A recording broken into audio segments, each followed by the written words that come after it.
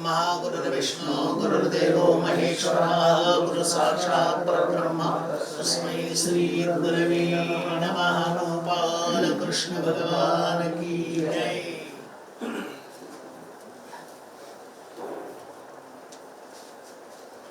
लक्षोत्तर होऊ लागलं म्हणून तुम्हाला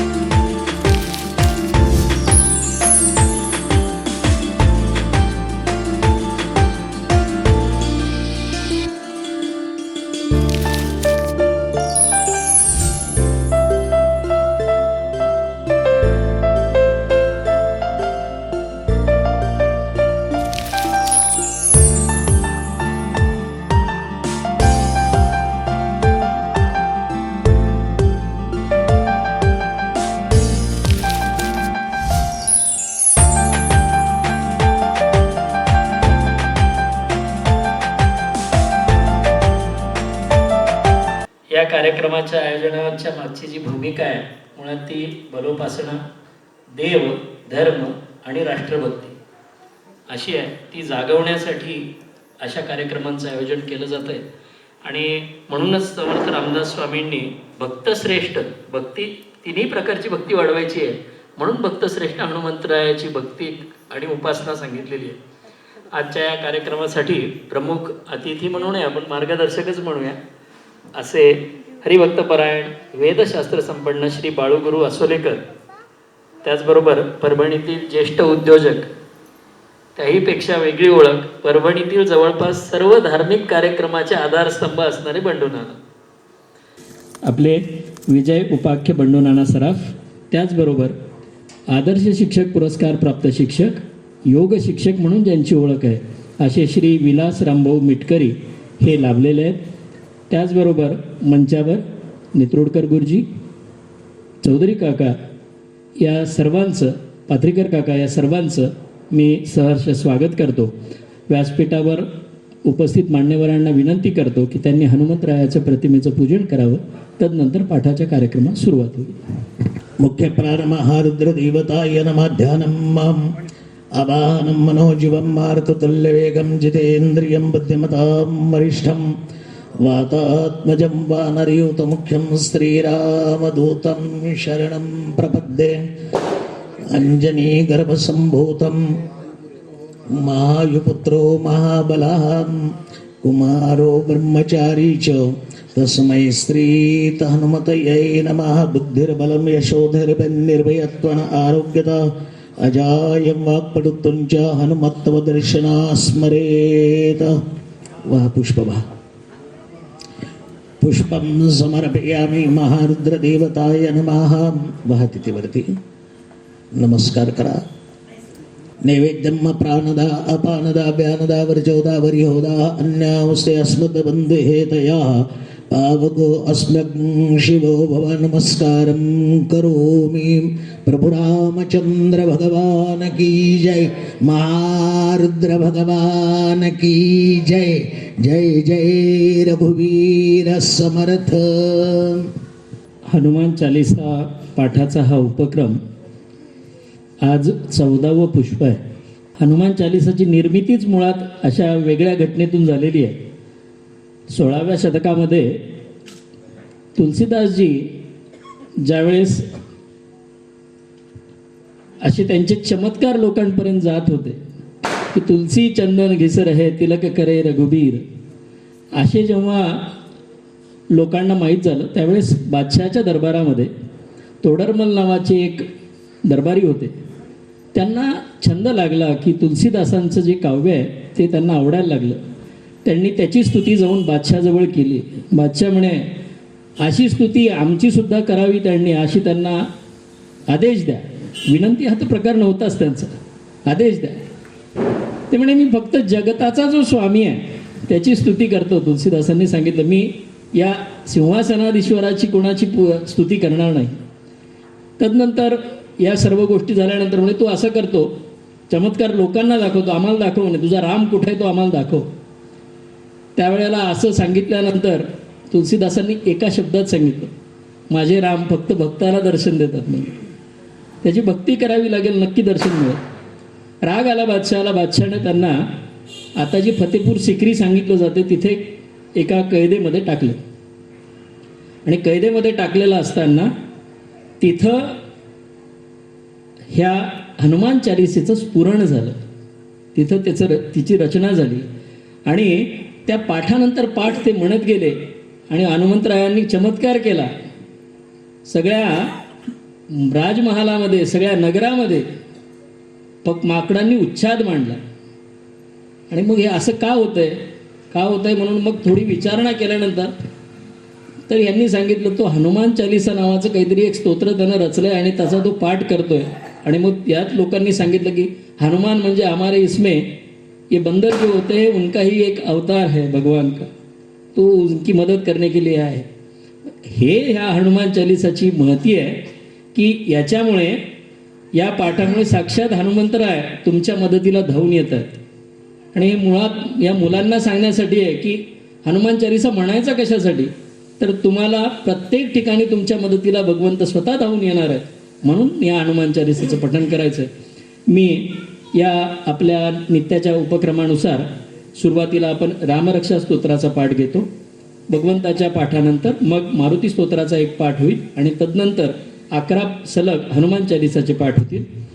भीमरूपी महारुद्रा वज्र हनुमान मारुती वनारी अंजनी सूता रामदूता प्रभंजना महाबळी प्राणदाता सकळा उठवी बळे सौख्यकारी दुःखहारी दूत वैष्णव गायका दीनानाथा हरी रूपा सुंदरा जगदांतरा पाताळ देवता हंता भव्य सिंधूर लेपना लोकनाथा जगन्नाथा प्राणनाथा पुरातना पुण्यवंता पुण्यशीला पावना परितोषका ध्वजांगे उचली बाहो आवेशे लोटला पुढे काळाग्नी काळ रुद्राग्नी देखता कापती भये ब्रह्मांडे माईली नेनो आवळे दंतपंगती नेत्राग्नी चालिल्या ज्वाला भ्रुकुटी ताटिल्या बळे पुच्छते मुरडिले माता किरीटी कुंडले बरी सुवर्ण कटिकांसोटी घंटा किंकिणी नागरा ठकारे पर्वता ऐसा नेटका सडपातळू चपळांग पाहता मोठे महाविद्युल्लते परी कोटीच्या कोटी उड्डाणे झेपावे उत्तरेकडे मंदाद्री सारखा द्रोणू क्रोधे उत्पाटिला बळे आणिला मागुती नेला आला गेला मनोगती मनासी टाकिले मागे गतीसी तुळना नसे पासोनी ब्रह्मांडा एवढा होत जातसे तयासी तुळना कोटे मेरु मंदार धाकुटे ब्रह्मांड भोवते वेडे वज्रपुच्छे करू शके तयासी तुळना कैची ब्रह्मांडी पाहता नसे आरक्त देखिले डोळा ग्रासिले सूर्यमंडळा वाढता वाढता वाढे भेदिले शून्यमंडळा धनधान्य पशु वृद्धी पुत्र पौत्र समग्रही पावती रूप विद्यादी स्तोत्र पाठे करोनिया भूत प्रेत समंदादी रोग व्याधी समस्तही नासती तुटती चिंता आनंदे भीमदर्शने हे धरा 15 श्लोकी लाभली शोभली भरी दृढ देहो निसंदेहो संख्या चंद्रकळा गुणे रामदासी अग्रगण्यो कपिकुलासी मंडनो रामरूपी अंतरात्मा दर्शने दोषनासती इति श्री रामदास कृतं संकटनिरसनं मारुती स्तोत्रम संपूर्णम श्री सीतारामचंद्रार्पणमस्तु. यानंतर सामूहिक हनुमान चालीसा पठनाचा कार्यक्रम होणार आहे. पहिला पाठ आदरणीय बाळूगुरु आसुलेकर हे घेतील. गुरुर्ब्रह्मा गुरुर्विष्णू गुरुर्देवो महेश्वरः गुरुसाक्षात् परं ब्रह्म तस्मै श्री गुरवे नमः. श्री गुरुचरण सरोज रज निज मन मुकुर सुधार भरणो रघुवर विमल यश योदायक फलचार बुद्धिहीन तनु जानिके सुमिरो पवन कुमार बल बुद्धि विद्या देव मोहि हरहु क्लेश विकार. जय हनुमान ज्ञान गुण सागर जय कपीस तिहु लोक उजागर रामदूत अतुलित बल धामा अंजनी पुत्र पवन सुत नाम महावीर विक्रम बजरंगी कुमति निवार सुमत के कंचन वरण विराज सुवेश कानन कुंडल कुंचित केशा हाथ वज्र और ध्वजा विराजे कांधे मोज जने साज शंकर सुवन केसरी नंदन तेज प्रताप महाजगवंद विद्यावान गुणी अति चातुर राम काज करिबे को आद प्रभु चरित्र सुनबे को रसिया राम लखन सीता मन बसिया सूक्ष्म रूप धरि सिंह दिखावा विकट रूप धरि रंग जरावा.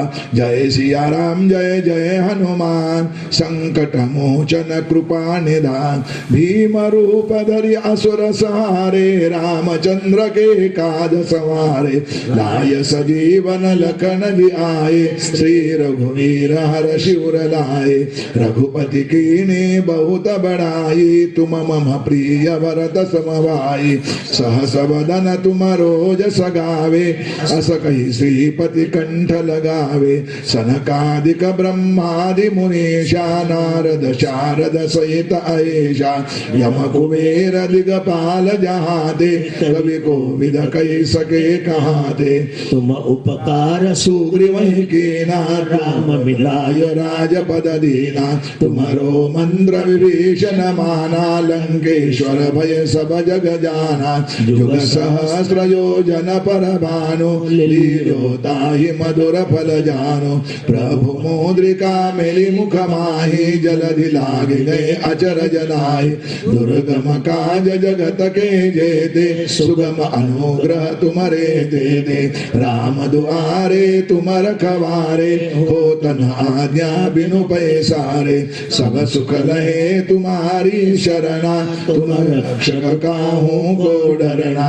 जय सिया राम जय जय हनुमान संकट मोचन कृपा निधान आपन तेज समारो आपे तीनों लोक हाकते काबे भूत पिशाच निकट नहीं आवे महावीर जब नाम सुनावे नासे रोग हरे सब पीड़ा जपत निरंतर हनुमत वीरा संकट से हनुमान छुड़ावे मन क्रम वचन ध्यान जो लावे सब पर राम तपस्वी राजा जिनके काज सकल तुम साजा और मनोरथ जो कोई लावे सोई अमित जीवन फल पावे चारों युग पर ताप तुम्हारा है पर सिद्ध जगत उजियार साधु संग गे तुम रखवारे असुर निकंदन राम दुलारे. जय सिया राम जय जय हनुमान संकट मोचन कृपा निधान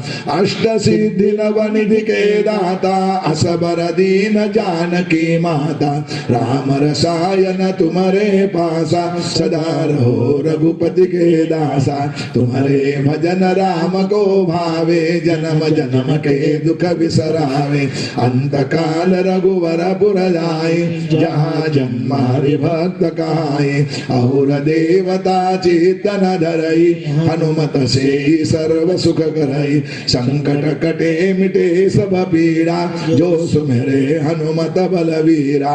जय सिया राम जय जय हनुमान, संकट मोचन कृपा निधान।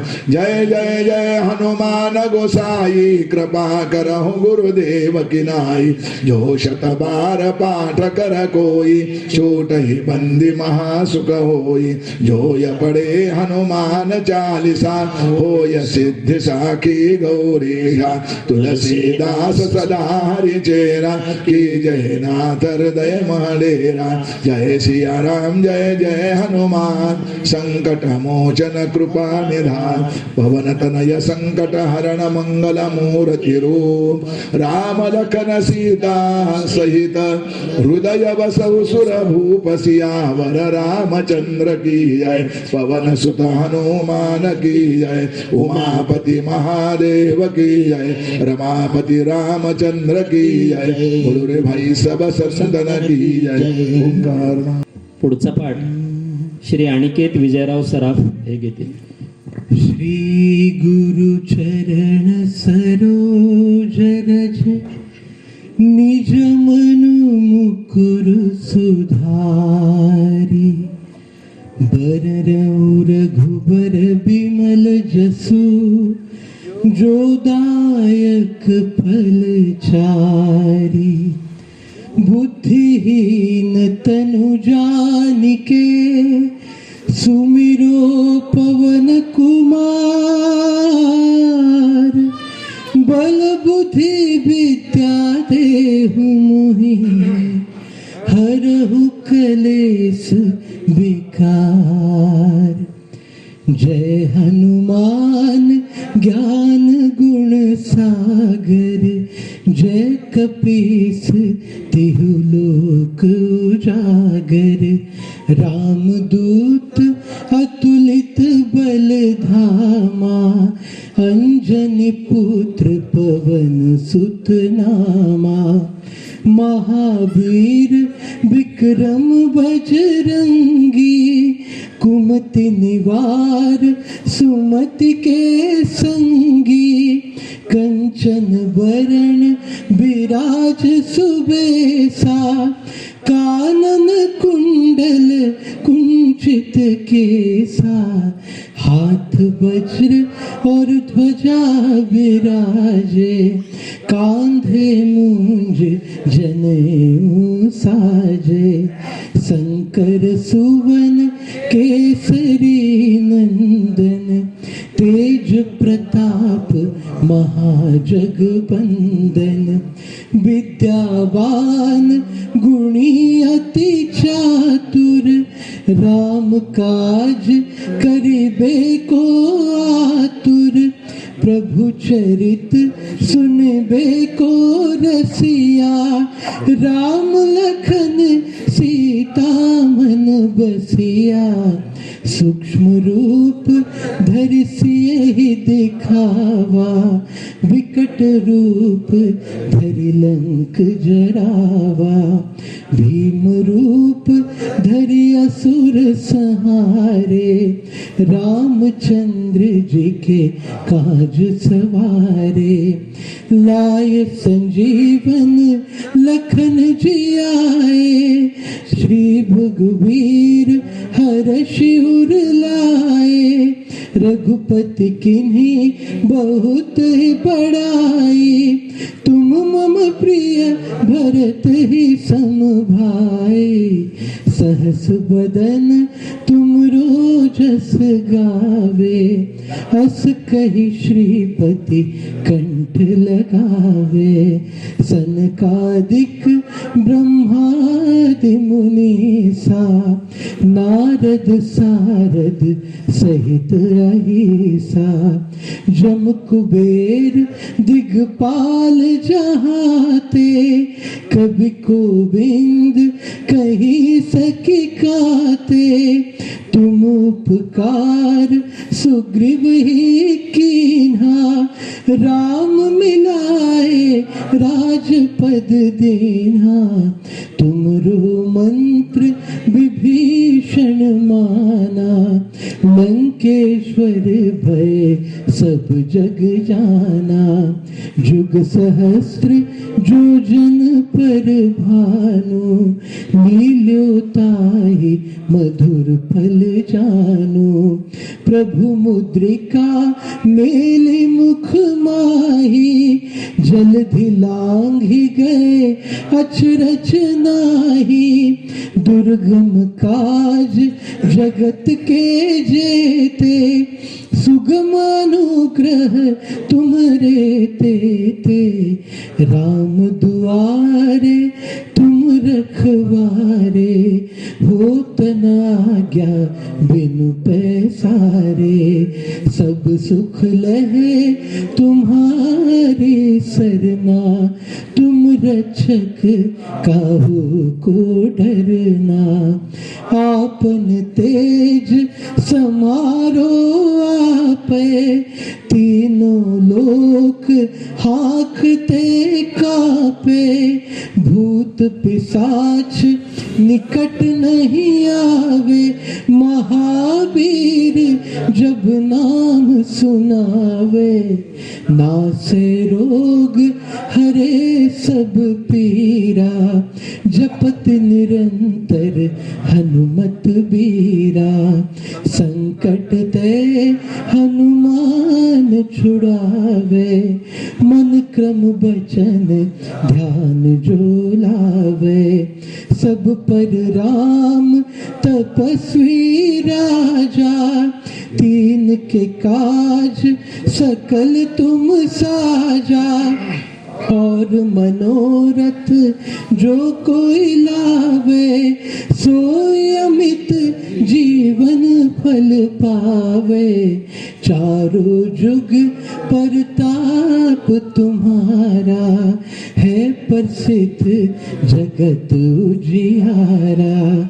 साधु संत के तुम रखवारे, असुर निकंदन राम दुलारे। अष्ट सिद्धि नौ निधि के दाता, असबर दीन जानकी माता।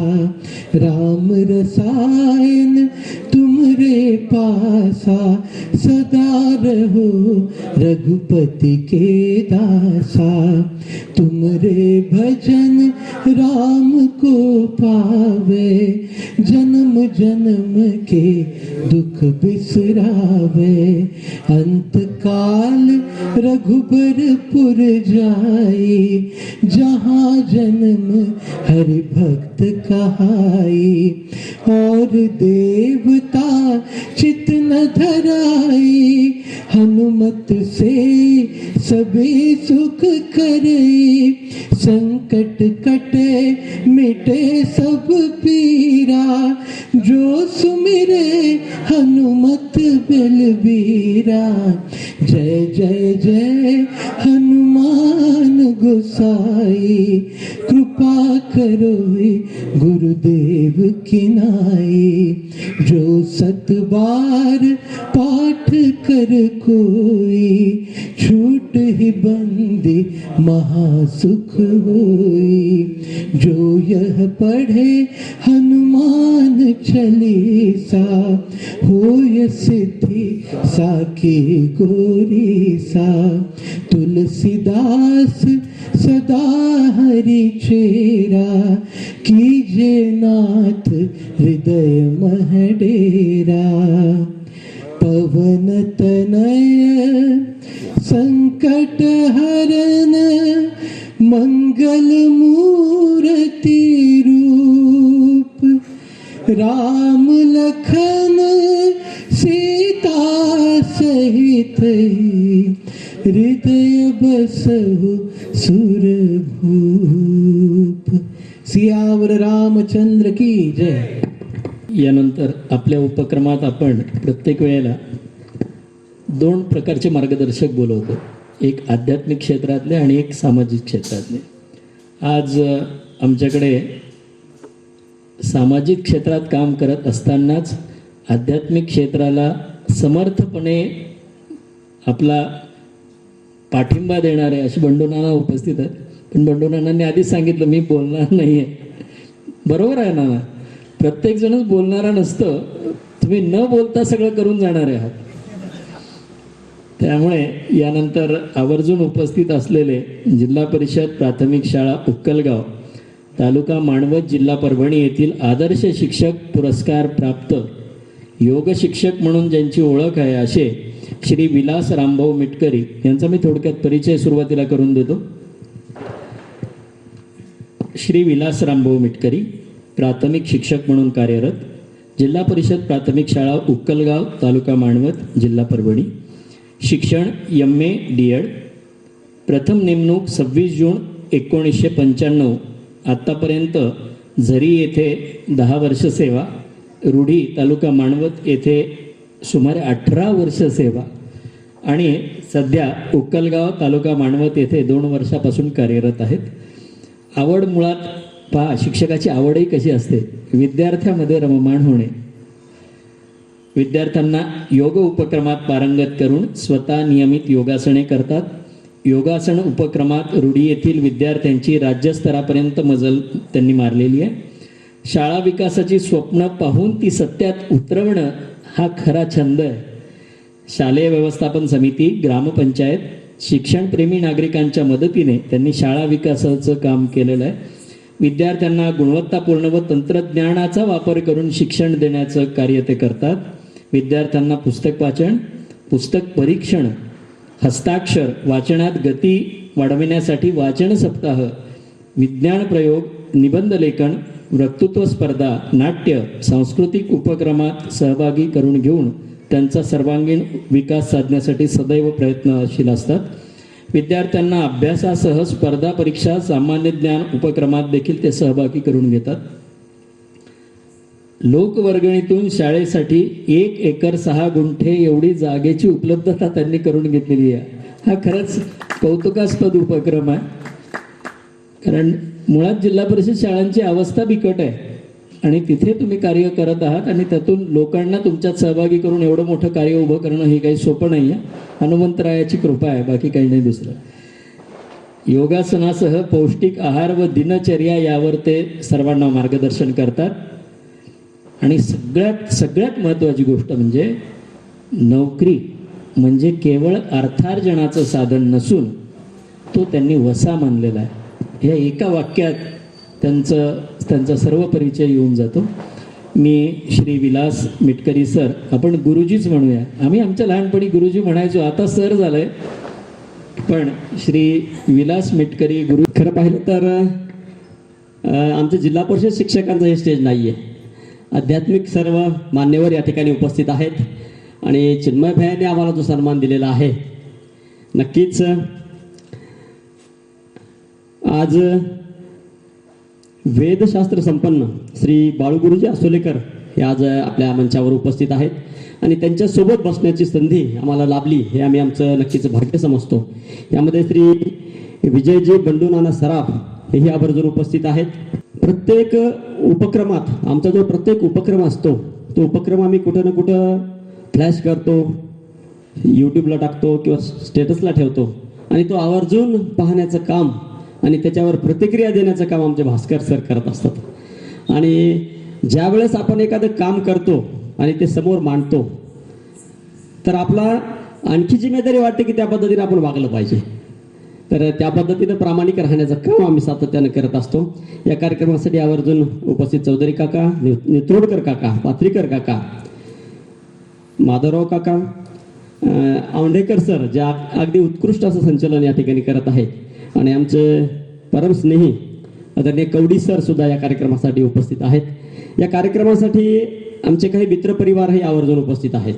त्यामध्ये तुम्हाला सांगायला नक्कीच मला अभिमान वाटेल, आमच्या मानवत परभणी जिल्ह्यामध्ये जिल्हा परिषदेच्या ज्या काही शाळा आहेत त्या शाळेमध्ये सर्वात जास्त पटसंख्या असलेली आमची मानवतची शाळा आहे परभणी जिल्ह्यामध्ये. त्या शाळेचे आदर्श शिक्षक आमचे कीर्तनकार सर आज माझ्यासोबत आहेत. अत्यंत उत्कृष्ट इंजिनियर क्षेत्रात काम करणारे आमचे आनंद निर्मळ साहेब आहेत आणि केटरिंग व्यवसायातही ज्यांना तोड नाही असे आमचे तुकारामजी निर्वळ आज माझ्यासोबत या कार्यक्रमासाठी उपस्थित आहेत. आज वसुबारस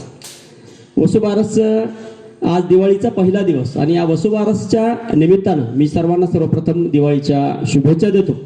वसुबारस म्हणजे गायगोऱ्याची पूजा करणं आणि गायगोऱ्याची पूजा म्हणजे एका प्रतीनं आपण कुठंतरी कृतज्ञता व्यक्त करणं आणि ही कृतज्ञता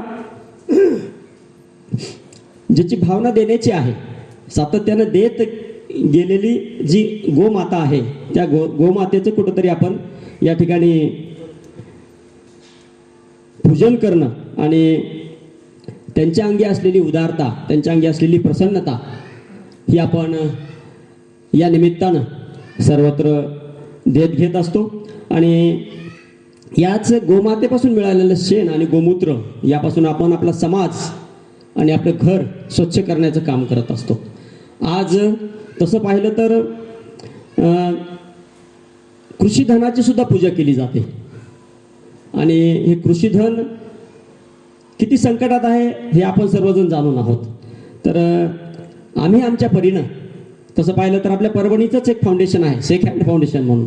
या सेकंड हँड फाउंडेशनच्या मदतीनं 71 कुटुंबांना आम्ही यावर्षी अन्नदान, धान्यदान आणि दिवाळीचा फराळ वाटप करण्याचं काम या ठिकाणी आमचे जे मित्र आहेत शरद लोहोट सर यांच्या माध्यमातून परभणीमध्ये करतो.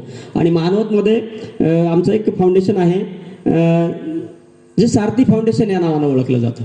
तर आम्ही या सारथी फाउंडेशनच्या माध्यमातून 51 कुटुंब दत्तक घेतलेले आहेत आणि 51 कुटुंबाला दर महिन्याला त्यांचा किराणा आणि त्यांना लागणाऱ्या गरजू वस्तू पुरवण्याचं आम्ही काम करत असतो.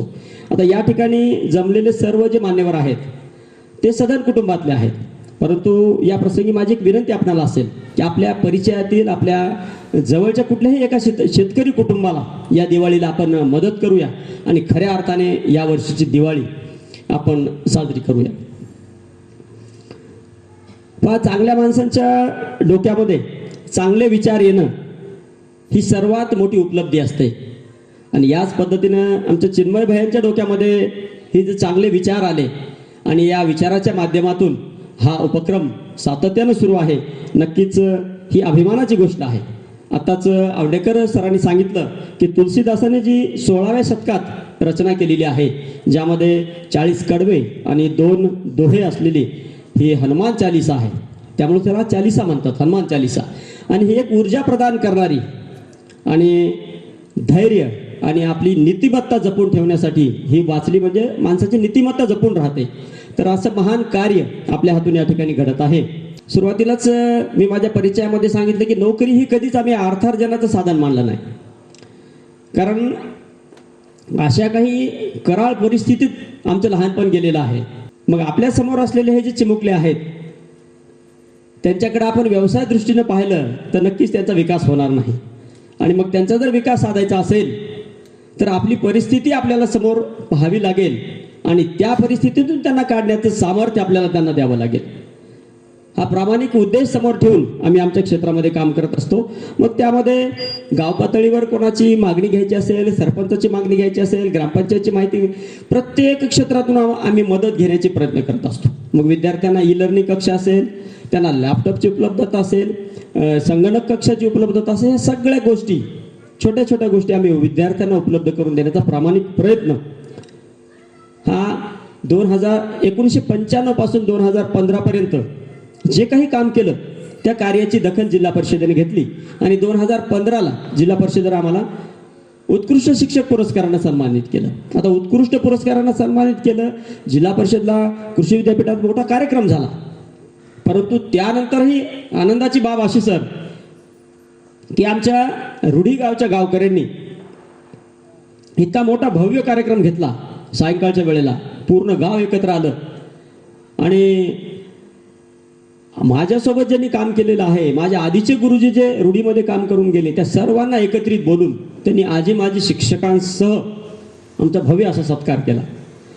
आता तसं पाहिलं तर त्या पुरस्काराचा त्या गावकऱ्यांना काही घेणं देणं नव्हतं, परंतु आपल्या शाळेत कुणीतरी एक चांगल्या पद्धतीने झटतोय, गावाचं नाव करतोय, ह्या शिक्षकाचा सन्मान झाला पाहिजे, ह्या उद्देशानं जेव्हा ते लोक एकत्र येतात आणि आमच्या पाठीवर कौतुकाची थाप देतात, तेव्हा आपलं सुद्धा काही कर्तव्य लागतं की आपण पुढे जाऊन 2 पावलं पुढे टाकून या विद्यार्थ्यांसाठी काहीतरी करायची तयारी ठेवली पाहिजे.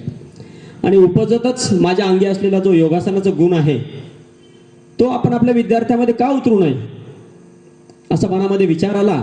आणि 2015 पासून जो जागतिक योग दिन म्हणून आपण साजरा करतोय तेव्हापासून आम्ही आमच्या शाळेमध्ये योगासन उपक्रम राबवतो. मग योगासन म्हटलं की शाळेच्या वेळेत होऊ शकत नाही, त्यासाठी आम्ही सकाळी 7 ते 8 या वेळेमध्ये योगासन उपक्रम आमच्या शाळेमध्ये राबवला.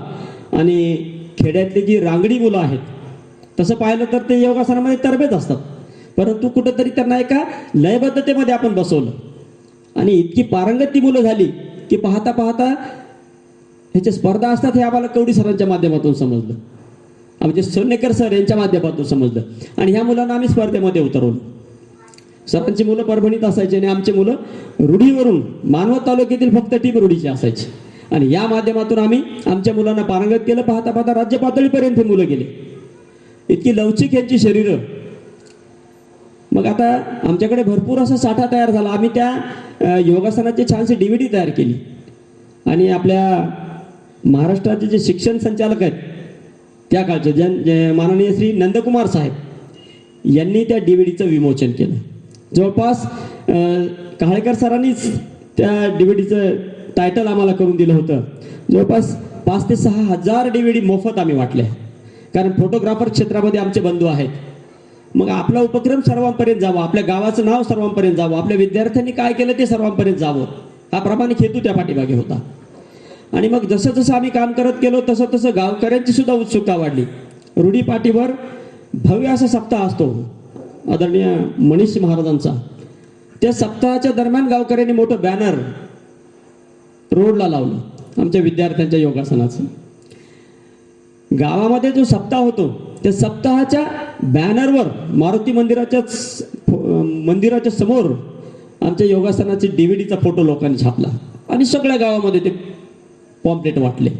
म्हणजे आपण 1 पाऊल पुढे टाकायला गेलं की लोक 2 पावलं पुढे टाकायची तयारी ठेवतात.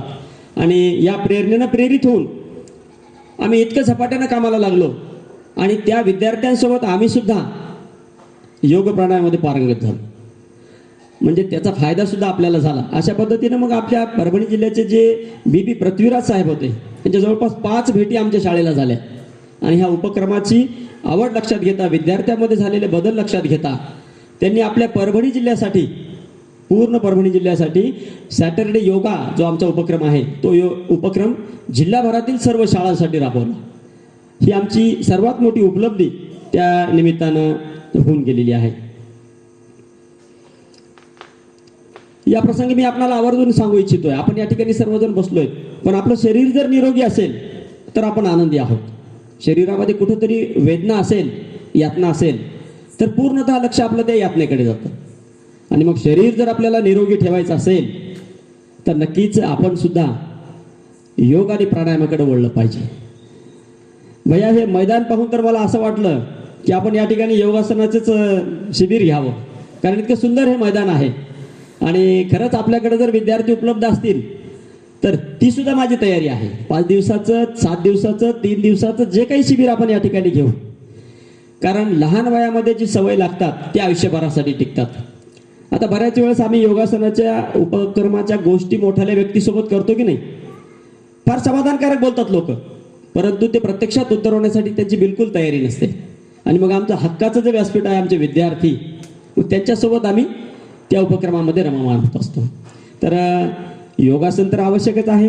आता आपण सर्वजण बरेच झुकत्या वयाकडे आहोत, तर या प्रसंगी मी आपल्याला आणखी एक गोष्ट आवर्जून सांगू इच्छितोय. जसं योगासन आणि प्राणायाम आवश्यक आहे. आता आपण हनुमान चालिसा म्हटली, हनुमान चालिसा म्हणणं सुद्धा हा एक प्राणायामाचा भाग आहे. एखादं कडवं आपण जेव्हा एखाद्या लईमध्ये, एखाद्या तालीमध्ये म्हणतो की नाही, आणि ते पूर्ण होईपर्यंत आपला श्वास रोखतो, हा सुद्धा एक प्राणायामाचाच प्रकार आहे. तर जुन्या काळात असं म्हणायचे की पूजाविधी करणारे ब्राह्मण गुरु जे होते ते 11 लाडू खायचे आणि त्यांची तब्येत तरीही चांगली असायची. कशामुळे असायची तर ते मंत्रोच्चार करायचे. मंत्रोच्चार हा सुद्धा एक प्राणायामाचा भाग आहे. तर प्राणायामासोबतच आपली दिनचर्या कशी असावी हे सुद्धा फार महत्त्वाचं आहे. प्राणायामाचा भाग, योगासनाचा भाग आपल्या आयुष्यामध्ये 40% काम करेल, परंतु दिनचर्या आणि आपला आहार हा 60% भाग काम करत असतो. आणि मग त्यासाठी आपण कुठल्या कुठल्या गोष्टीची काळजी घ्यायला पाहिजे याबद्दल सुद्धा मी या प्रसंगी आपणासोबत थोडी चर्चा करेन. सगळ्यात महत्त्वाची गोष्ट आहे, आपण सकाळचा ब्रह्ममुहूर्ताला उठलं पाहिजे. आता ब्रह्ममुहूर्त म्हणजे 3:30ला तर शक्य नाही कोणी उठणं, पण 5 वाजता का होईना आपण सर्वांनी उठलं पाहिजे. आणि सकाळी सकाळी उठून छानपैकी कोमट पाणी पिणं, त्याचबरोबर आठवड्यातून कमीत कमी 2 वेळेस तरी लिंबाच्या काडीनं दात घासणं आवश्यक आहे. कारण रोगप्रतिकार शक्ती जर माणसाची वाढवायची असेल, आपल्या दातांची रोगप्रतिकार शक्ती सुद्धा लिंबाच्या काडीनं वाढते, तर त्यासाठी आपण त्याचा सुद्धा वापर करायला पाहिजे. आणि नियमित योगासन आणि प्राणायाम तर हा मुख्य भाग आहे. त्याबरोबरच आपण योगासन प्राणायाम होत नसेल तर पायी फिरणं आणि कुठल्या ना कुठल्या तेलानं आपण अभ्यंग करणं, मालिश करणं. आता ह्या 5 दिवसात आपण करतो बघा, दिवाळीचं नैमित्य आहे आणि त्या पद्धतीनं जर आपण त्याचं सातत्य ठेवलं तर नक्कीच आपलं आरोग्य वाढण्यासाठी आपल्याला मदत होईल. आता बऱ्याच वेळेस खाण्यापिण्याच्या सुद्धा बऱ्याच जणांच्या शंका असतात. आम्ही चांगलं साजूक तूप किती खावं, काजू बदाम खावे की नाही. तर जे काही चांगले पदार्थ असतात ते शरीरासाठी पोषक असतात आणि त्याच्यामुळे फॅट्स कधीच वाढत नसतात. त्यामुळे भिजवलेले बदाम, भिजवलेले अक्रोड, केळी, दूध हे सगळे पदार्थ आपण सकाळच्या नाश्त्यामध्ये आवर्जून खायला पाहिजे. किंवा त्याला पर्याय म्हणून आपण वेगवेगळे फळं असतील, बीट असेल, गाजर असेल, काकडी असेल किंवा पपई असेल, सेब, सफरचंद असेल, तर हे फळं सुद्धा आपण आवर्जून सकाळच्या वेळेला खायला पाहिजे. दुपारच्या जेवणामध्ये आता बऱ्याच वेळेस पोळी खायची म्हणलं की फॅट वाढतो म्हणतात, बाजरी खायची म्हणलं की शुगर वाढते म्हणतात. मग ह्याच्यामध्ये मधला मार्ग म्हणजे मिक्स धान्याची भाकरी जर आपण अधूनमधून खाल्ली तर बऱ्याच जणांना असं वाटतं की मी जास्त एक्झर्शन न करता सुद्धा माझी तब्येत चांगली राहावी, तर त्यासाठी हा मधला मार्ग आहे. मिक्स धान्याची भाकरी जर आपण खाल्ली, मग त्यामध्ये बाजरी असेल, नाचणी असेल, ज्वारी असेल किंवा हरभरे असतील, ह्या सर्व गोष्टी एकत्रित करून त्याची भाकरी आणि मिक्स डाळीचं वरण हे आपण आपल्या आहारामध्ये ठेवलं पाहिजे. आणि भाताऐवजी आपण आपल्यासोबतच जे काही कडधान्य आपण वापरतो त्याच्या उसळी आपण खाल्ल्या पाहिजे. सायंकाळचं जेवण हलकं एकदम, किंवा मग त्यासोबत आपण बऱ्याच वेळेस सूप सुद्धा घेतलं तर ते फायद्याचं आहे. ही दिनचर्या जर आपण पाळली तर जसं म्हणतात की जुन्या काळातले लोक 100 वर्ष जगायचे, त्यांची सगळी ही नियमावली होती आणि या नियमावलीचं पालन करून ते लोक आनंदानं जगायचे. तर 2 जेवणामध्ये सुद्धा जास्त अंतर असणं फार गरजेचं आहे. असं म्हणतात बघा की आपण 2 जेवणामध्ये जर अंतर ठेवलं आणि आपल्याला भूक लागली, तर भूक लागल्यानंतर आपलं शरीर ज्या पेशी खातं, तर ते सर्वात पहिल्यांदा त्या ज्या पेशी खाल्ल्या जातात त्या शरीराला अपाय करणाऱ्या पेशी शरीर खात असतं. आणि त्यामुळं चांगली कडकडीत भूक लागणं हे सुद्धा निरोगी आणि आनंदी जीवनाचं लक्षण आहे. मग सायंकाळचं जेवण हे दिवस मावळायच्या अगोदर केलं पाहिजे असं आम्ही वयोवृद्धांकडून ऐकलेलं आहे. कारण सूर्य जेव्हा अस्ताला जातो तेव्हा पचनक्रिया ही मंदावत असते आणि त्यामुळं आपण सायंकाळचं जेवण हे सूर्य अस्ताच्या आधी केलं पाहिजे. आणि मग सूर्यास्ताच्या आधी जेवण केलं की संध्याकाळी भूक लागल्यास करायचं काय, तर त्यावेळेस हळदीचं दूध असेल किंवा आणखी आपल्या त्यामध्ये खडीसाखर मिसळून, गूळ मिसळून ते दूध आपण घेतलं तर आपल्याला आराम होऊ शकतो. बऱ्याच वेळेस शास्त्रांना असं सुद्धा सांगितलेलं आहे की आपल्याला जी भूक लागते की नाही, ती भूक ही अन्नाची बऱ्याच वेळेस नसते, ती भूक बऱ्याच वेळेस पाण्याची भूक असते. आपण पाणी पिऊन जरी झोपलो आणि आपण प्रयत्न करून बघितलं तर नक्कीच आपली भूक ही शमल्या जाते. परंतु आपल्याला असं वाटतं की भूक लागली की आपण अन्नच खायला पाहिजे, परंतु अन्न न खाता कमीत कमी जेवण करून आपण आपलं जीवन आनंदी आणि निरोगी ठेवण्यासाठी आपल्याला त्याचा फायदा होऊ शकतो. आता बऱ्याच आमच्या विद्यार्थ्यांच्या माध्यमातून आम्ही वेगवेगळ्या शाळेमध्ये असेल, वेगवेगळ्या गावामध्ये असेल, हे योगासनाचे उपक्रम घेत असतो. आता मी तर स्वतःला या योगासनामध्ये वाहून घेतलेला आहे. कारण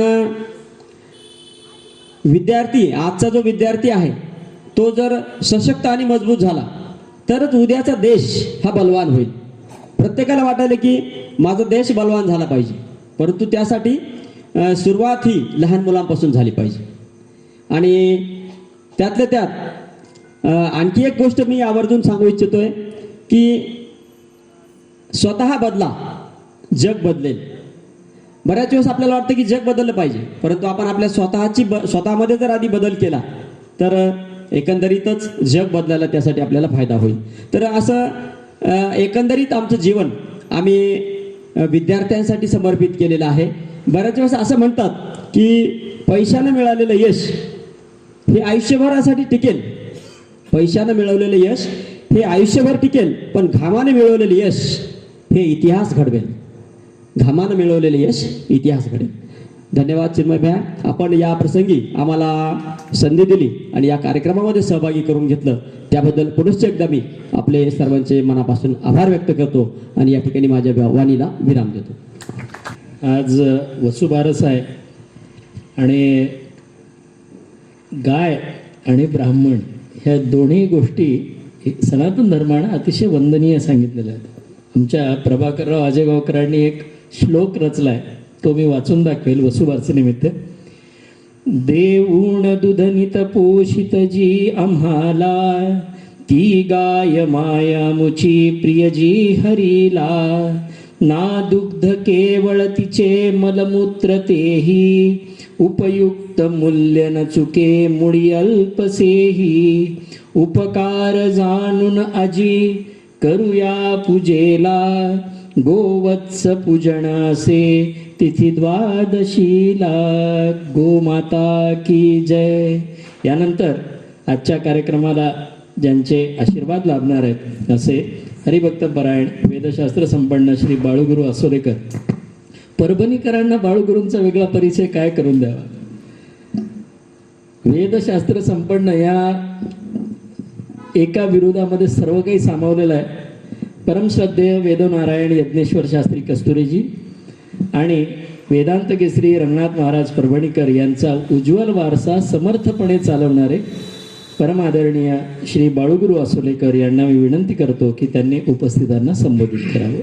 बुद्धिर्बलम यशोधैर्यम निर्भयत्वम अरोगता अजाढ्यम वाक्पटुत्वंच हनुमत्स्मरणात भवेत. सामूहिक हनुमान चालिसा या उपक्रमाच्या निमित्ताने आज या ठिकाणी सनातन वैदिक धर्माचे श्रद्धा ज्यांची आहे श्रीमान चिन्मय चौधरी यांनी मला या ठिकाणी निमंत्रित केलं. पहिल्यांदा मी त्यांना धन्यवाद देतो. या मंचावर उपस्थित असलेले पूज्यपाद ब्रह्मश्री वेदमूर्ती प्रभाकर शास्त्री नेतुरकर आमचे दादा, तसेच या परभणी शहराचं भूषण खऱ्या अर्थाने सनातन वैदिक धर्माचं रक्षण जे करतात आणि सगळ्यापासून पुन्हा अलिप्त जीवन जगणारे आमचे बंडू नाना, तसेच धर्मरक्षण करणारे आमचे प्रदीप काका पाथरीकर,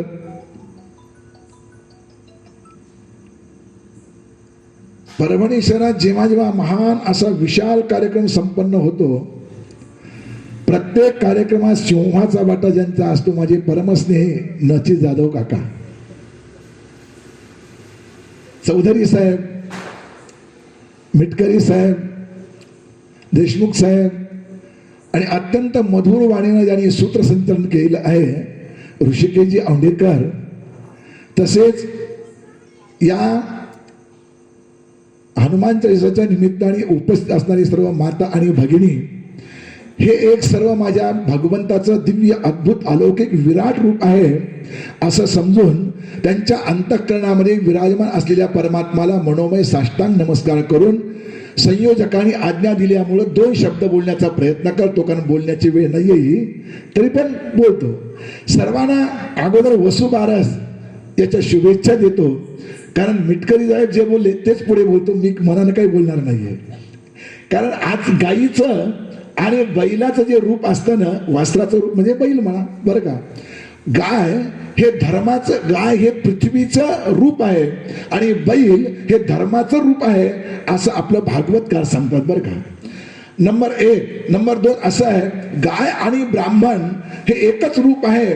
ब्राह्मणानाम गवाम चैव कुलमेकम द्विधा कृतम एकत्र मंत्राः तिष्ठन्ति हविरण्यत प्रतिष्ठितम असं महाभारत सांगतं. आहे की नाही. गाय आणि ब्राह्मण हे एकच रूप आहे. ब्राह्मणाकडे यज्ञाचे मंत्र दिलेले आहेत आणि गायीकडे यज्ञाचं साहित्य दिलेलं आहे. कारण गोमूत्र हे यज्ञाला लागतं महाराज, गाईचं दूध यज्ञाला लागतं, गोमय यज्ञाला लागतं. म्हणून गायीचं स्वरूप हे यज्ञाचं साहित्य पुरवणं आहे आणि ब्राह्मणाचं स्वरूप हे यज्ञ करून या राष्ट्राला सुरक्षित ठेवणं, राष्ट्राला बलवान करणं हे ब्राह्मणाचं रूप आहे. आणि आज हनुमान चालीसाचा जो पाठ चालू आहे याच्यावर मला इतका आनंद वाटला चिन्मयनं सांगितल्याबरोबर. हनुमान चालीसा सामाजिक हा जो उपक्रम आहे, सामूहिक पाठ जो आहे हा अत्यंत महत्वाचा आहे. आज प्रत्येक घराघरामध्ये हा पाठ चालला पाहिजे. हनुमान चालीसा नुसतं टाळ्या वाजून जमणार नाही. हनुमंतानी आपल्या जीवनामध्ये काय काय केलं हे फार महत्वाचं आहे. कारण आपण आपली स्तुती करणं हा भाग स्वतंत्र आहे, पण कोणीतरी आपली स्तुती करणं हा भाग स्वतंत्र आहे. पण या सगळ्या जगासमोर आदर्श असणारं एक जीवन चरित्र प्रत्यक्ष भगवान राम हनुमंताबद्दल बोलताना असं म्हणतात, भगवान श्रीराम आणि हनुमंताची जी भेट झालेली ती ऋषिमुख नावाच्या पर्वतावर झालेली आहे. कारण वाली आणि सुग्रीव हे कट्टर शत्रू होते. वालीच्या भीतीने सुग्रीव हा ऋषिमुख पर्वतावर येऊन बसलेला होता. ज्यावेळेस भगवान श्रीरामांचं आगमन झालं, सुग्रीवानं सांगितलं, हनुमंता वालीनच कोणाला तरी पाठवलं असेल माझ्या निपाता करता, कोण आहेत जा शोध घ्या. हनुमान स्वतः आले आणि हनुमंताचं आणि भगवान श्रीरामांच्या चर्चेला आरंभ झाला. ही चर्चा पूर्ण आटोपल्यानंतर भगवान श्रीराम लक्ष्मणाला सांगतात, लक्ष्मणा हा हनुमान अत्यंत बुद्धिमान आहे. शौर्यम दाक्ष्यम बलम धैर्यम प्राज्ञता अभिनयता विक्रमश्च प्रभावश्च हनुमती कृतालयाः. वाल्मिकी रामायणातला श्लोक आहे हा. हे सगळे गुण या हनुमंतामध्ये आहे. शौर्य कसं, शौर्य या शब्दाचा अर्थ दोन्ही आहे बरं का. स्वभाव विजयम शौर्यम, आपल्या स्वभावावर विजय मिळवणं याला शौर्य असं म्हणतात. बोलायला वेळ नाहीये बरं का. स्वभाव विजयम शौर्यम, आपल्या घरामध्ये आपल्याला विजय मिळवायचा असेल. आज प्रत्येक घरामध्ये अशांतता आहे, प्रत्येक घरामध्ये असमाधान वृत्ती आहे, प्रत्येक घरामध्ये काही ना काहीतरी वैमनस्य आहे. पण हे सगळं काढून टाकायचं असेल तर आपला स्वभाव चेंज करणं फार महत्वाचं आहे. म्हणून स्वभाव विजयम शौर्यम, सगळ्या विषयावर काही बोलणार नाही, उगा एक एक शब्द बोलून पुढे जातो. आहे की नाही.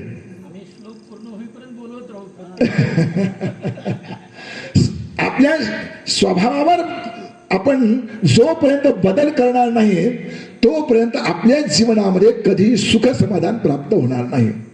जीवनामध्ये बोलत असताना कसं बोलावं भगवान स्वतः भगवान राम सांगतात, लक्ष्मणा हा हनुमान बोलत असताना उच्चार यती कल्याणी हृदय स्पर्श नंदिनी. अरे याची वाणी इतकी गोड आहे, याची वाणी इतकी मधुर आहे, याची वाणी इतकी सुंदर आहे, याची वाणी इतकी अद्भुत आहे, याची वाणी इतकी अलौकिक आहे की याची वाणी आपल्याला आकर्षण करणारी वाणी आहे आणि अखंड आनंद प्रदान करणारी वाणी आहे. आतापर्यंत ऋग्वेद, यजुर्वेद, सामवेद आणि अथर्ववेद या 4 वेदाचा विद्वान मी एवढा कोणी पाहिला नाही. पण हा हनुमान अत्यंत विद्वान आहे, 4 वेदाचा विद्वान आहे. इतकंच नाही, प्रत्यक्ष भगवान सूर्यनारायण या नारायणापासून याने 9 व्याकरण शास्त्राच्या शाखा आहेत बरं का. या 9 व्याकरण शाखांचं अध्ययन यांनी केलंय. म्हणून बोलत असताना एकही अपशब्द याच्या वाणीतून निघाला नाही. आणि अशी व्यक्ती आपल्या संग्रहाला असली पाहिजे. ऐका, भगवान काय सांगतात की अशी व्यक्ती आपल्या संग्रहाला असली पाहिजे, आपल्या सान्निध्यात असली पाहिजे. आपण जीवन जगत असताना, आपल्या घरामध्ये जीवन जगत असताना प्रत्येक व्यक्तीनं म्हणलं पाहिजे की हा व्यक्ती अखंड माझ्या सान्निध्यात राहावा. हा व्यक्ती अखंड माझ्या सान्निध्यात राहावा. काही काही लोकांचं बोलणं असं वाटतं की कशाला हे भेटली की रस्त्यामध्ये. पण काही काही लोकांचं बोलणं असं असतं की आणि बोलतच राहावं असं वाटतं. म्हणून मानवी जीवन हे विकासाचं जीवन करायचं असेल, वैश्विक जीवन जगायचं असेल, तर माणसाने आपण आपली वाणी अगोदर सुधारली पाहिजे. ज्याची वाणी बिघडली त्याचं जीवन बिघडलं, ज्याची वाणी सुधारली त्याचं जीवन सुधारलं. आपलं सगळं जीवन आहे ना वाणीवर अवलंबून आहे. मला जिव्हाग्रे बंधनम प्रोक्तम जिव्हाग्रे मित्र बांधवा. हा ऐक नाही, वाणी रसा असेल तर सगळं जग, जगापसे जगसूत्र, वाणी पसे असे सूत्र.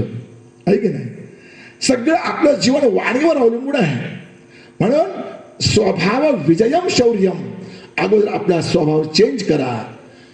आणि जीवन जगत असताना हनुमंताचं जीवन हे वैयक्तिक जीवन नाही, हे वैश्विक जीवन आहे. ज्या ठिकाणी एकच गोष्ट सांगतो, सेवा पूर्ण करतो मी. वाली ही त्रेतायुगातली गोष्ट आहे बरं का. वाली हा सूर्याचा पुत्र आहे, आहे की नाही. वाली हा सूर्याचा पुत्र आहे आणि सुग्रीव हा इंद्राचा पुत्र आहे. इंद्राच्या पुत्राला यश नाही आलं, ही त्रेतायुगातली गोष्ट आहे बरं का. द्वापार युगामध्ये अर्जुन हा इंद्राचा पुत्र आहे आणि कर्ण हा सूर्याचा पुत्र आहे. ऐक ना, कर्ण हा सूर्याचा पुत्र असून सुद्धा कर्णाला यश आलं नाही, इंद्राच्या पुत्राला यश आलं. आणि त्रेतायुगामध्ये वाली हा इंद्राचा पुत्र असून ऐक नाही त्याला विजय मिळाला, पण सूर्याच्या पुत्राला सुग्रीवाला यश आलं नाही. याचं कारण काय असतं पाहिजे. पण जे यश आलं त्रेतायुगामध्ये, जोपर्यंत सुग्रीवाच्या सोबत हनुमान आले नाही तोपर्यंत यश मिळालं नाही. आणि द्वापार युगामध्ये जोपर्यंत अर्जुनाच्या रथावर हनुमानजी बसले नाही तोपर्यंत यश आलं नाही. या जीवनामध्ये यशस्वी जीवन जगायचं असेल तर हनुमंताची उपासना अत्यंत महत्वाची आहे. या जीवनामध्ये वैश्विक जीवन जगायचं असेल तर हनुमंताची उपासना अत्यंत महत्वाची आहे. या जगामध्ये जिकडे पाहा तिकडे आपला राष्ट्र धर्म जागृत करायचा असेल तर हनुमंताची उपासना अत्यंत महत्वाची आहे. आणि सगळ्यात महत्वाचं काय असेल, हनुमान हे कार्यकर्ते, नेते नाही. ऐका, हनुमान हे कार्यकर्ते आहेत. हनुमान हे उत्कृष्ट विद्यार्थी आहेत आणि हनुमानजी भगवंताचे अंतरंग भक्त आहेत. हे सगळे गुण त्यांच्यामध्ये असून सुद्धा त्यांच्या देहाला अहंकाराने स्पर्श केला नाही, हे महत्वाचं आहे. रामायणामध्ये एक प्रसंग आहे, वाल्मिकी रामायणामध्ये एक प्रसंग आहे. ज्यावेळेस युद्ध, एक प्रसंग असा आहे की त्या ठिकाणी सगळेच्या सगळे मूर्छायमान पडले होते. सगळे मूर्छायमान पडले होते, फक्त विभीषण उभे होते. आणि विभीषण उभे असताना थोडी मूर्छा जागृत झाली जांबुवानाची. आणि जांबुवानाने विभीषणाला विचारलं, विभीषणा सगळे मेले, कोण कोण गेलं, कोण कोण आहे, बाकीचं जाऊ दे, पण हनुमानजी आहेत का नाही. ते म्हणजे हनुमानजी आहेत, पण तुम्ही सगळे जागे झाले पाहिजे. ते म्हणजे आम्ही जिवंत असून मेल्यासारखे आहेत, पण एक हनुमान जिवंत राहिला तर सगळं राष्ट्र जिवंत राहील. म्हणून हनुमंताची उपासना, हनुमान चालीसा नुसती वाचण्याकरता नाहीये, हे आपलं राष्ट्र बलवान करण्याकरता आहे. आपलं राष्ट्र हे सुरक्षित ठेवण्याकरता आहे. आपलं राष्ट्र याच्या राष्ट्राचा विकास करण्याकरता आहे. असं अनेक प्रकारच्या अँगलनं चिंतन जर करता केलं तर हनुमंताची उपासना अत्यंत महत्वाची आहे. श्रीमद जगद्गुरु शंकराचार्यजी महाराज यांनी सुद्धा तेच वर्णन केलं की अखंड माझ्यासमोर हनुमान हा असला पाहिजे. आहे की नाही. प्रत्यक्ष रामदास स्वामी महाराज याने गावागावामध्ये हनुमंताची उपासना प्रचार आणि प्रसार केला आहे की नाही. म्हणून आज या ठिकाणी जो उपक्रम चालू आहे तो अगदी स्तुत्य उपक्रम आहे. आणि उपक्रमाचा नियम असा आहे की अगोदर रामरक्षेचा पाठ, नंतर मारुतीरायांचं स्तोत्र आणि नंतर हनुमान चालीसा. म्हणजे त्यांची जी इष्टदेवता आहे, मारुतीरायांची जी इष्टदेवता आहे भगवान श्रीराम आहे की नाही. रामाला नमस्कार, नंतर रामाच्या भक्ताला नमस्कार आहे की नाही. पण राम जरी करता मिळते हनुमान सोडू नका बरं का. तुम्हाला प्रमाण देतो, प्रामाणिकपणाने सांगायलो, राम जरी करता भेटले तरी हनुमान सोडू नका. याचं कारण असं आहे, ज्यावेळेस प्रत्यक्ष भगवान राम हनुमंताचं भजन चालू होतं, श्रीराम जय राम जय जय राम, इतके तन्मय झाले होते मारुतीराय. प्रत्यक्ष राम प्रगट उभे राहिले तरी हनुमानजी उठत नाहीत, नमस्कार करत नाहीत, टाळ्या वाजवत आहेत, डोळे झाकलेले आहेत. शेवटी भगवंतानी उठवलं आणि विचारलं, अरे मारुते, मी प्रत्यक्ष समोर आलो तुझ्या आणि समोर येऊन सुद्धा तुझं भजन चालू आहे का? माझ्यापेक्षा भजन श्रेष्ठ काय तुझं? हनुमंतानं सांगितलं, रामा, तुमच्यापेक्षा कितीतरी पटीने तुमचं नाम श्रेष्ठ आहे. रामत तत्वोधिकम नाम इतिमे निश्चितामती त्वयेका तारका अयोध्या नामस्तु भुवनत्रयम. देवा, तू काय दिवा लावला? तू फक्त एका अयोध्येचा उद्धार केलाय, पण तुझ्या नामानं सगळ्या ब्रह्मांडाचा उद्धार केलाय. म्हणून आपल्या जीवनामध्ये कदाचित राम भेटले तरी हनुमान सोडू नका. हनुमान हे साधक आहेत, हनुमान हे भक्त आहेत. भगवंताला भेटायचं असेल तर अगोदर भक्ताकडे जावं लागतं. आणि ज्या भक्तांची आपण उपासना करतो, भगवान भक्ताच्या भक्तावर जास्त प्रेम करतो. भगवान सांगतात, मत भक्तानां ये भक्ताः ते मे भक्त तमामताः. माझ्या भक्तांचे जे भक्त असतात ते मला अत्यंत प्रिय असतात. म्हणून भगवंताचे भक्त आहेत हनुमानजी आणि हनुमानजीचे भक्त आहेत आपण. ही उपासना या कार्यालयामध्ये अखंड चालावी. आज जी काही संख्या आहे याच्याही पेक्षा ही संख्या अखंड वाढावी. आता सरांनी सांगितलं की आपलं आरोग्य चांगलं राहायला पाहिजे, ऐका. ह्या हनुमान चालीसेच्या निमित्तानं खरंच फार गोड वर्णन आहे. 3 गोष्टी आयुष्यामध्ये फार महत्वाच्या आहेत बरं का. मन, मनगट आणि मेंदू, आहे की नाही. मनाला जर कदा स्वच्छ ठेवायचं असेल तर हनुमंताची उपासना महत्वाची आहे. आपलं मनगट म्हणजे आरोग्यवान असलं पाहिजे, शौर्यवान असलं पाहिजे, तर योगाभ्यास महत्वाचा आहे की नाही.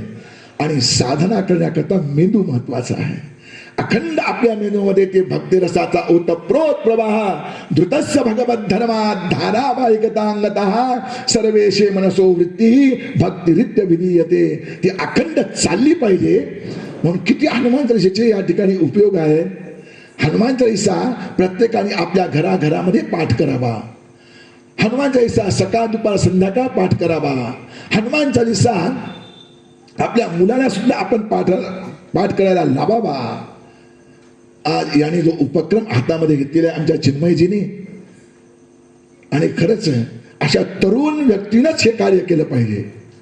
ज्याला उठता येत नाही, बसता येत नाही. आता आम्ही तरी काय फक्त 4 शब्द बोलणार आहेत, पण हे तरुण तडफदार लोक आणखी 10 माणसं जमवू शकतात. म्हणून म्हणतो की आजचा जो हनुमान चालीसाचा हा उपक्रम आहे, हा केवळ इतक्या पुरताच न राहता याचा वटवृक्ष व्हावा. गल्ली गल्लीमध्ये ही उपासना साधावी. आणि कमीत कमी आपल्या परभणीला आपण सुरक्षित करावं, आपल्या माता बहिणीला आपण सुरक्षित करावं, आपल्या स्वतःला आपण सुरक्षित करावं. अशी जर करता अपेक्षा असेल तर हनुमान चालीसा अखंड वाचावी, त्याची उपासना करावी. ही पाठ चिन्मयीनं जो उपक्रम घेतलेला आहे, आमचा अंतःकरणपूर्वक त्यांना आशीर्वाद आहे. फक्त आमच्यामध्ये एक उणीव आहे. माझ्या जी कमतरता आहे मी अगोदर सांगतो बरं का.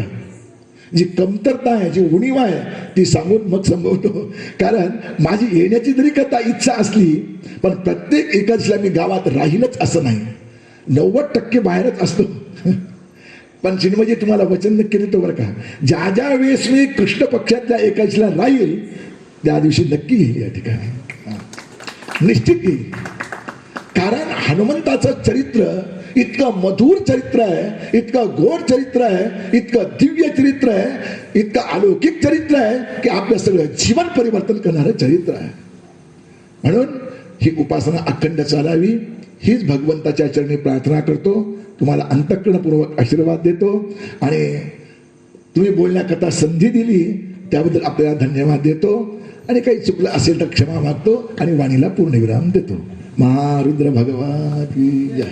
अतिशय सुंदर सोप्या शब्दात मौलिक मार्गदर्शन ही भागवतकार प्रवचनकार म्हणून महाराष्ट्रात सुपरिचित असणाऱ्या बाळूगुरूंची खासियत आहेच. आणि बाळूगुरूंनी सांगितल्याप्रमाणे यशस्वीतेसाठी राष्ट्राच्या उद्धारासाठी हनुमंताची उपासना करणं अत्यंत आवश्यक आहे. यासाठी आम्ही एक छोटासा उपक्रम इथेच चालू, अजून एक उपक्रम म्हणजे आधी गुरुजी जसे म्हणले की सुपीक डोक्याची माणसं आले की कशा कल्पना सुचतात, त्यातल्या टोपी खालचं डोकं अजून सुपीक असतं. आमचे नची काका आले आणि नची काका म्हणले, मी असाच एक प्रस्ताव ठेवला की येणाऱ्यानं पुन्हा येताना एक तरी माणूस सोबत आणावा. नची काका प्रत्येक वेळेला 2 जास्तीचे माणसं घेऊन येतात. आमच्या या काकांनी सुद्धा आज 2 माणसं सोबत आणलेले आहेत. असं वाढता शेवटी वाढणार आहे. हा प्रयत्नही चालू आहे आणि मी प्रत्येक वेळेला इकडच्यापेक्षा तिकडं जास्त विनंती करतो की माता भगिनींनी आपल्या घरातल्या पोरांना घेऊन यावं. आणि मग तुम्ही जे सांगितलेलं आहे ते साध्य करायला अजून सोपं जाईल, कारण पुढची पिढी अजून 3 पिढ्यांना तरी शिकवेल हा उपक्रम, म्हणून हे अपेक्षित आहे. असो, उशीर थोडा जास्तच झालेला आहे. हां, एक उपक्रम, अरे फार अजून, आता नची काकांचं नाव घेतलं तो उपक्रम सांगायचं राहिला. आता मग लेकरं गोळा कशी करायची? आता शेवटी सगळे प्रकार करावे लागतात. ते खात नसेल तर जशी आई त्याला खाण्यासाठी सगळे लाड पुरवते ना, तसं आमचे नची काका लेकरांची लाड पुरवतात. नची काकांनी या उपक्रमामध्ये जी लहान मुलं हनुमान चालिसेचा पाठ करतात त्यांचं कौतुक करण्यासाठी म्हणून एक छोटंसं बक्षीस म्हणा किंवा त्यांच्यासाठी काहीतरी द्यायचं म्हणून ठरवलं नची काकांनी आणि ते त्यांनी आज चालू केलं. आणि द्यावं तर काय द्यावं, भगवंताची मूर्ती देत आहेत. साक्षात पंढरीनाथाची मूर्ती देऊन त्या मुलांचं कौतुक होत आहे.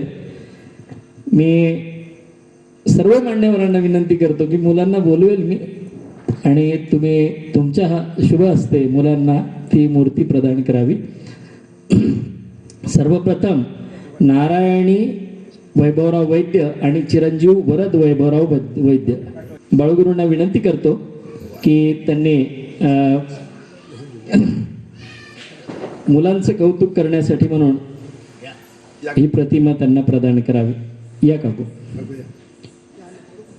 हे लवकरी वरद पळ. अरे वा वा, या या या.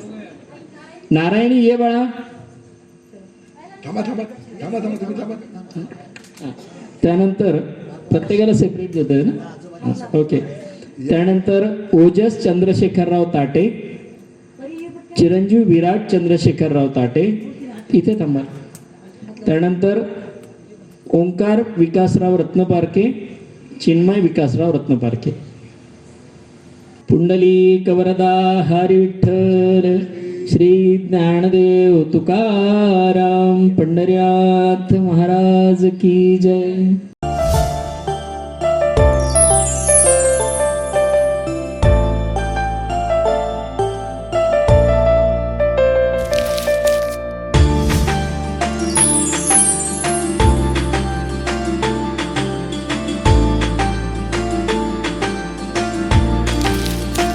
श्री हनुमंतरायाची आरती होणार आहे. मी ॲडव्होकेट बंडू नाना सराफ यांना विनंती करतो की त्यांनी हनुमंतरायाची आरती करावी. सर्वांनी आरतीसाठी उभं राहावं.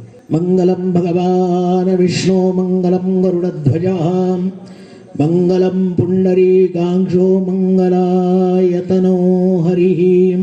मुख्य प्राण महारुद्रदेवताय नमः. गन्धाक्षतपुष्पैः सम्पूज्य धूपम् अग्रापयामि दीपं दर्शयामि नैवेद्यं हरपयामि। मुख्यप्राणमहारुद्रदेवताय नमः। कर्पूरनीराञ्जनदीपं लागलं का घ्या। ओम सुखकर्ता दुःखहर्ता वरता विघ्नाशी नुरवी पूर्वी प्रेम कृपा जयाची सर्वांगी सुंदर उडसेंदुराची कंठीत केमाळ गळा शोभे माळ मुक्ता फळाची जय देव जय मंगलमूर्ती हो श्री मंगलमूर्ती दर्शन मात्रे मन स्मरणे मात्रे मन कामना पूर्ती जय देव रत्नाखचित फरा तुझ गौरी कुमारा चंदनाची उटी कुंकुम केशरा हिरे जडिता मुकुट शोभतो बरा ऋणधंती नोपरे चरणी घागरिया जय देव जय मंगलमूर्ती हो श्री मंगलमूर्ती प्रेमाण स्मरणे मात्रे माण कामना पूर्ती जय देव लंबोदर पीतांबर फणिबर बंधना सरळ सुंड वक्र तुंड त्रैनयना दासरामाचा वट्पाहे सदना संकटी पावावे निर्वाणी रक्षाय सुरवर वंदना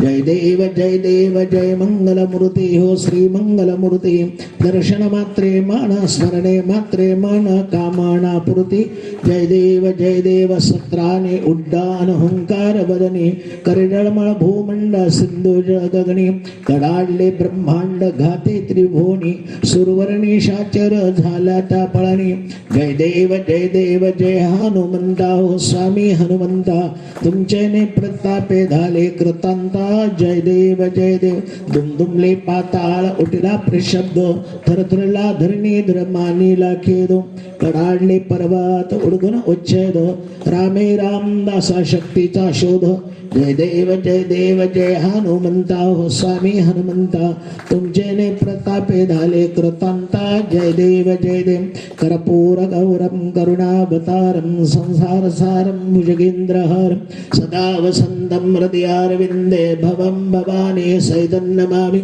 मंदारमालांकुलितालकाय कपालमालांकितशेखराय दिव्यांबराय च दिगंबराय नमः शिवाय मुख्य प्राण महारुद्रदेवताय नमः कर्पूरदीपं समर्पयामि ओम जद्देन जद्यमय जन्त देवास्तानि धर्माणि प्रथमान्यासन्ना तेहनाकं महिमानस्य चन्द जत्र पूर्वे सात्या सन्ति देवाः ओम राजाधिराजाय प्रस्यसाहिने नमो वयं वै श्रवणाय कुर्महे समे कामान कामकामाय वयं कामेश्वरो वै श्रवणो दधातु कुबेराज वै श्रवणाय महाराजाय नमः ओम स्वस्ति साम्राज्यं भोज्यं स्वराज्यं वैराज्यं वारणेष्टं राज्यं महाराज्यं महाधिपत्यमयं सन्दपर्याम् ईस्या सार्वभौम सार्वायुषान्ताधात् परार्धात्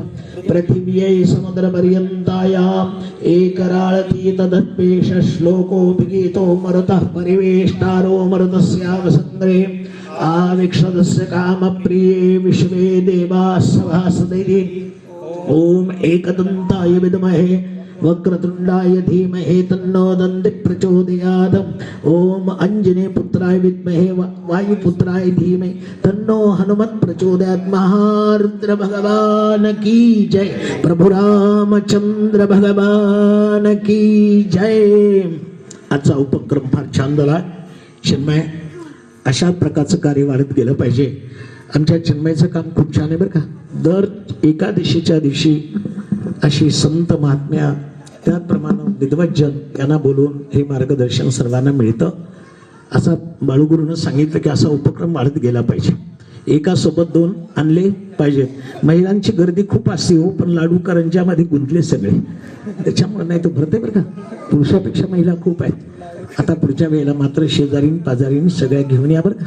प्रभू रामचंद्र भगवान की जय।